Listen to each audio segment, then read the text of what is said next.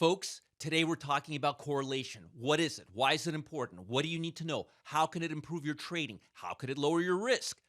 Boy, there's a lot to talk about it. Let's get into it in today's video.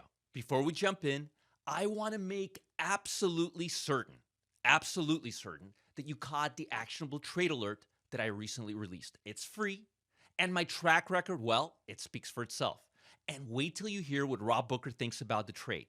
Don't let this free premium pick opportunity pass you by.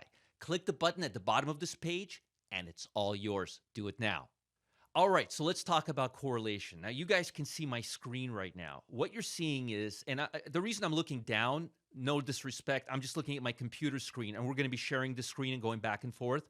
So what you're looking at is AMD, all right, one of the best chip stocks, okay? So I know, we're supposed to talk about correlation, but let me back up for a second. This is AMD, one of the biggest semiconductor chips.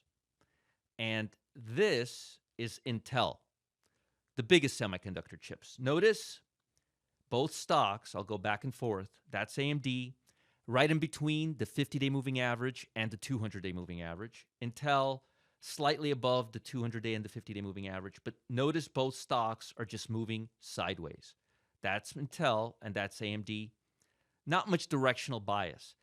If I was to look at these two stocks over a period of 2, 3, 4, 5 years, you would notice that they move very, very closely to each other.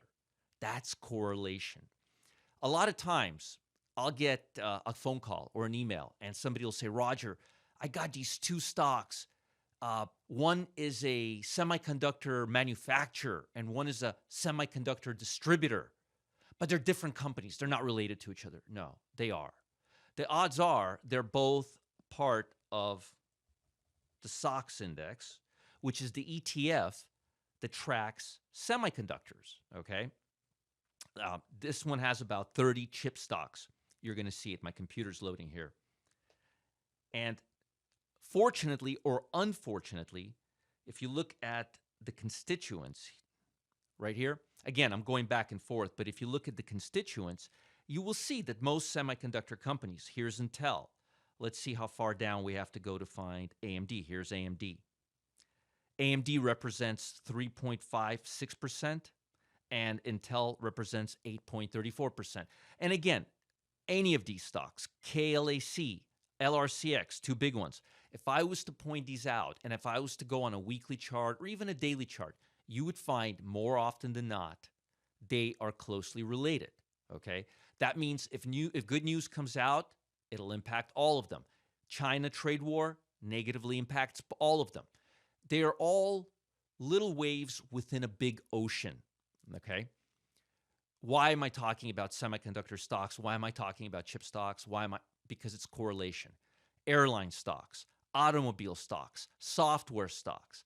Whenever you have stocks in same or similar industries, you're trading highly correlated stocks. That's the same thing.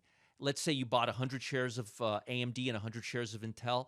That's the same thing of just buying 200 shares of Intel. Now, if it works, if the trade goes in your favor, it's great. You're double leveraged. But if it works against you, you're double leveraged.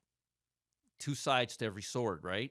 Okay, so the point I'm trying to make here is don't trade stocks with a high degree of correlation.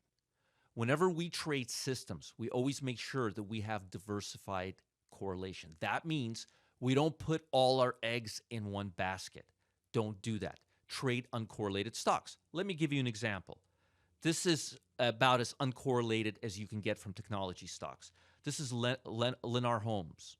It's a home construction company. It's making new highs right now. Interest rates are low. I'm not suggesting that you invest in home building stocks. That's not the purpose of this video. The purpose of this video is to get you to understand that correlation is a major issue.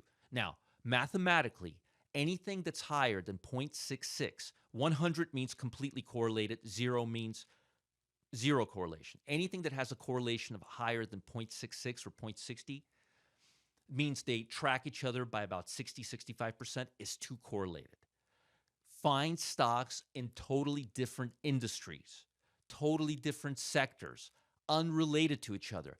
That way, when one industry gets hit hard, the other three, as you could see here by home building stocks, which have very little correlation to China, because they're mostly home builders in the US, they're making new highs, while chip stocks are sitting at the 200-day moving average, which is not very common. Usually chip stocks are rising and home builders are sitting near the 50-day moving average. But again, if you have both, you're not putting all of your eggs in one basket and you're diversified. So diversification is one of the last free lunches that Wall Street will offer you. Remember those words. Remember those words. Don't trade stocks that have a correlation of 0.60, 0.65%. Don't worry if you're not a mathematician.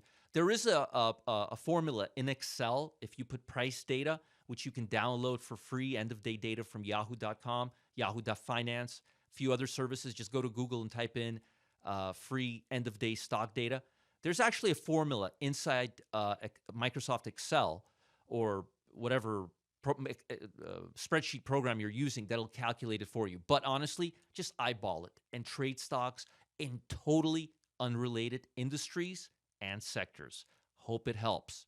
Gang, this is the last time I'm reminding you. Yes, the last time. Time is running out to maximize your potential on the free premium trade pick. I like to give my followers perks. You guys know that. And this one, you definitely want to seize. Tap the button below to get all the trading details now. Do it now. Jump in on this one. If you miss it, it's going to be the last time. Never again. No more. Do it now. Go for it. Don't procrastinate. Do it now. Hey everyone, I just wanted to say thank you for watching this video. If you're watching this on YouTube, go ahead and click the subscribe button. We're always posting videos on different trading tactics and what's currently going on in the markets. So make sure you subscribe so you don't miss a thing. If you like what we're covering today, or if you have any questions you want me to address, leave a comment below. If you're on our website, check out more videos and our articles. Again, thank you for watching, and I hope to see you soon. Take care.